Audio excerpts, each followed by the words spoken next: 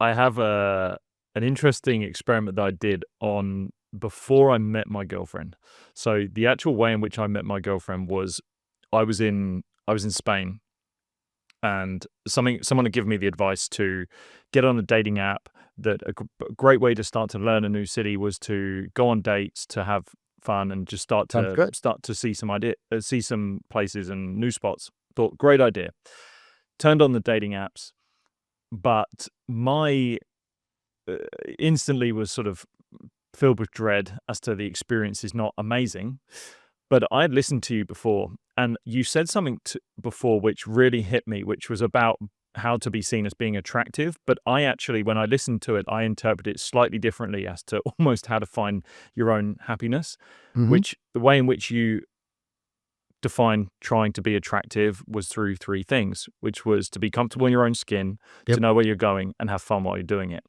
So I thought, do you know what? Why don't if I was to aim at being happy, then three of those things sound pretty good.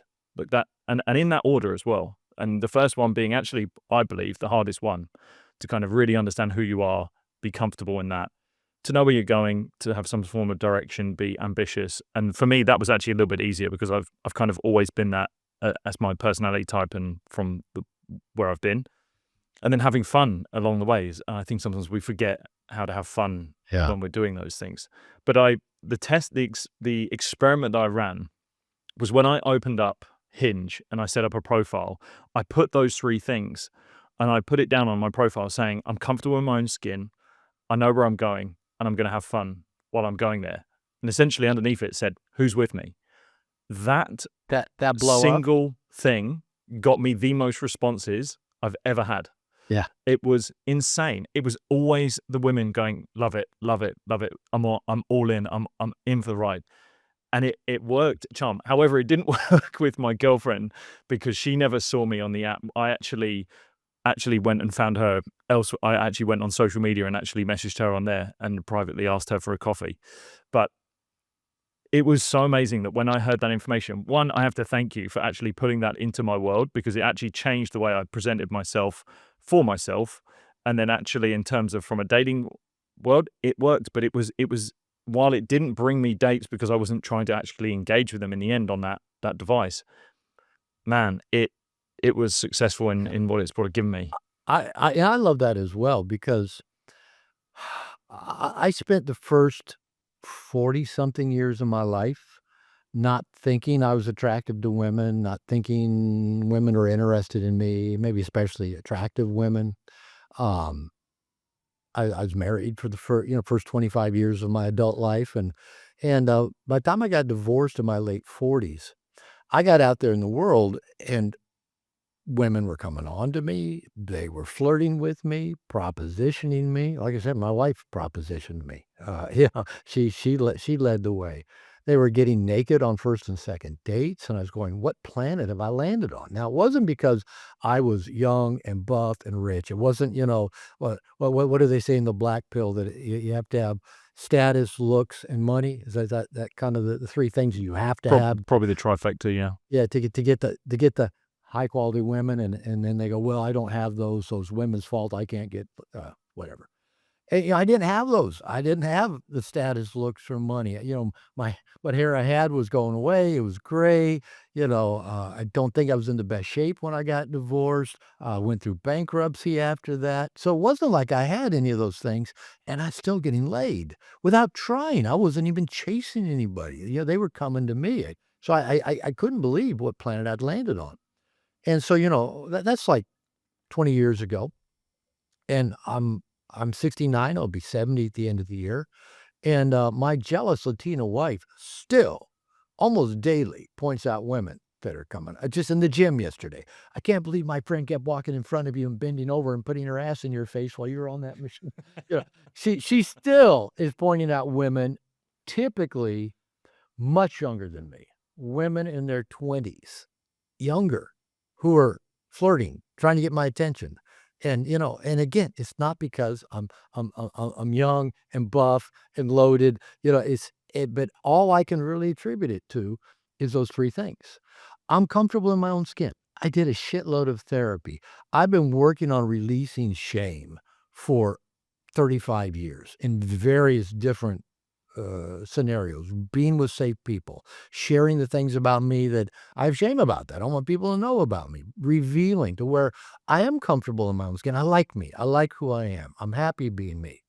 And in terms of knowing where I'm going, you know, guys will ask me all the time, Robert, you know, you're lucky. You know, you live in a great part of the world. You're married to an amazing woman who's 22 years younger than you. You're making a difference in the world. You know, I often say no luck involved. I worked my ass off to get a PhD by 29 years old. I worked my ass off to write a book that's changed the world. Worked my ass off to move to Mexico. It took me 10 years to make that transition to get here, to learn Spanish in my 60s.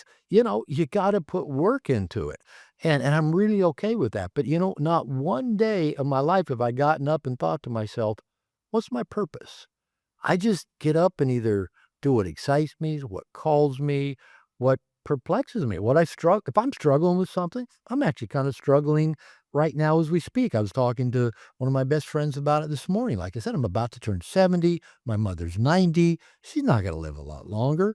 I'm looking at, this transition of, I know I'm gonna be gone in 20, 25 years or sooner, right? So I'm dealing with a transition phase of life.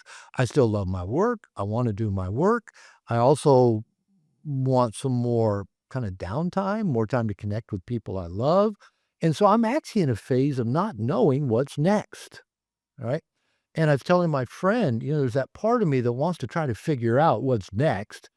But really what I'm just doing is just taking today. What's here today? What's required of me today? And I get up today and do what's here today and live my best life today, knowing that tomorrow will inform me tomorrow what's required of me tomorrow. So I'm not trying to think of what am I supposed to do for the next 20 years. I'm just thinking, what am I supposed to do today?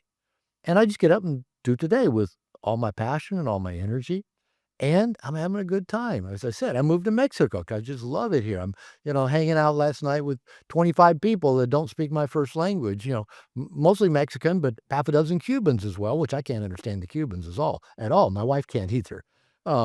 So just having a good time, eating pozole, making margaritas for the people, sneaking away to watch a few NFL football games, in my office, coming back. Just having a good time with it. Today, we went to the chiropractor. So my wife, let's go to the beach, get some D. So I had my toes in the sand today, eating a shrimp cocktail, looking at the blue skies, just living a good life. And so, for example, when I shared that kind of trifecta with Chris Williamson a year or two ago, he just loved it. He'd blown it up. You can go online and watch an interview with him and Alex Hormozy, where he tells Alex Hormozy those three things, and Alex Hormozy just kind of riffs on all of them. And I've heard him share it with two or three other people. When I share it with especially female dating coaches, like on interviews, and I say, the feminine's highly attracted to a man who's comfortable in his own skin, knows where he's going, looks like he's having a good time getting there.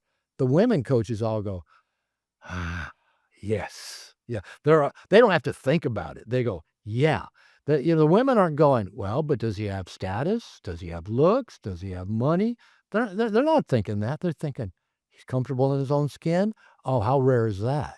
He knows where he's going, not just a workaholic, but he's actually making a difference in the world, and he's having a good time doing it." Yeah, they wanna jump on that train. They wanna climb on board and travel along with you and have a good time.